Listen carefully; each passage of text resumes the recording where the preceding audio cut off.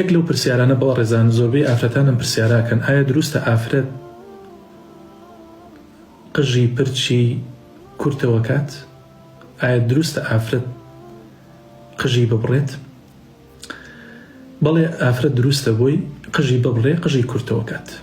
پێغەمبەری خوا صلی الله عليه وسلم خێزانەکانی بەبەرچاویەوە یەأخذن من رؤوسهن قژیان ئەبڕی. خێزانەکانی پێغەمبەری خوا صلی الله عليه وسلم پرچی خۆیان کورتەکردنەوە حتى تكون كالوفرة، هەتا وەکو وەفرەی لێهات. وەفرە لە زمانی عەرەبیە ما كان إلى الأذنين لم يتجاوزهما، يعني أهات إيرة تا إيرة پرچیان کورتەکردەوە بەڵام لەمە زیاتر کورتیان ناکردەوە بۆی نەشوبهێن بە پیاوان. ئیمامی نەوەوی کاتێ شرح صحيح مسلمك أجابا فرمودي أفرمي وفيه دليل على جواز تخفيف الشعور للنساء.